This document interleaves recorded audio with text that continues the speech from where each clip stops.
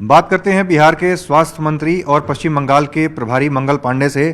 Mangal Pandey ji, SIR के मुद्दे को लेकर के जिस तरह से टीएमसी और विपक्षी दल लगातार उस पर विरोध कर रहे हैं, उस पर आप क्या कहेंगे? नहीं, देखिए, इन लोगों की वही स्थिति होगी, चाहे वो टीएमसी हो या एसआईआर के विरोध करने वाले अन्य राजनीतिक दल के लोग हों। जो स्थिति इन लोगों की बिहार में हुई थी, इन लोगों ने वोट चोरी की बात कही। जो कांग्रेस की युवराज हैं, राजद की युवराज हैं, लोग पूरे बिहार में घूमे, लेकिन बिहार की जनता ने इनके मुद्दे को रिजेक्ट कर दिया। और आज तक एक भी व्यक्ति नहीं सामने आया जिसने ये कहा हो कि मेरा नाम वोटर लिस्ट में नहीं है।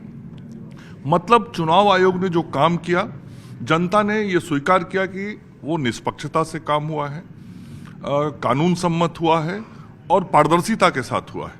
तो जो काम चुनाव आयोग पूरी पारदर्शिता के साथ कर रहा है, उसमें इन लोगों को क्यों डर लगता है? डर इसलिए लगता है कि इनको हार का खतरा दिखता है।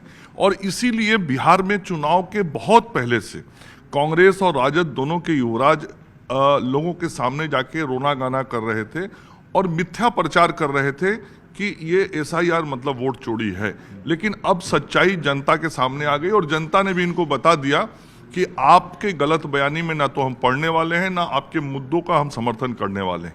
यही हाल ममता बनर्जी की पार्टी का टीएमसी में होगा।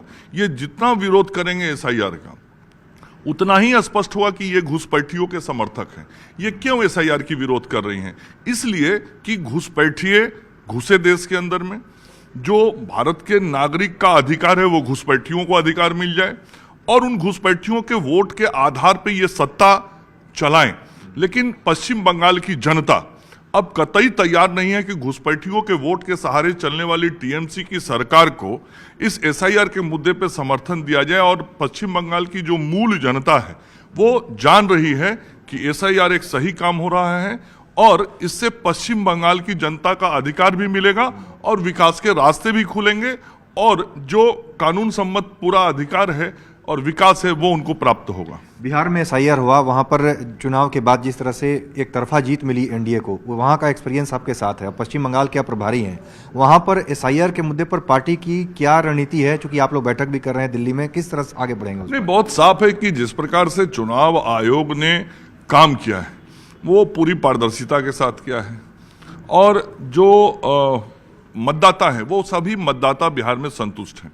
पश्चिम बंगाल में भी जो काम चल रहा है वो चुनाव आयोग अपने बिहार के अनुभव के आधार पर और बेहतर तरीके से कर रहा है और हम लोग संतुष्ट हैं कि जो चुनाव आयोग की तरफ से काम हो रहा है वो सही तरीके से एसआईआर का काम हो रहा है।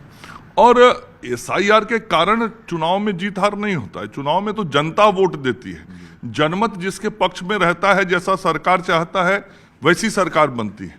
बिहार में जनता ने चाहा कि विकास करने वाली जो सरकार 20 साल से चल रही है वो सरकार आगे भी कंटिन्यू हो। नरेंद्र मोदी और नीतीश कुमार जी के नेतृत्व में डबल इंजन की सरकार चलती रहे। उसी प्रकार से अब पश्चिम बंगाल की जनता चाह रही है कि बंगाल में बहुत बर्बादी हो गई, पलायन होने लगा, उद्योग धंधे बंद हो गए, कानून का राज खत्म हो गया, रोजगार खत्म हो गया, महिलाओं की सुरक्षा खत्म हो गई।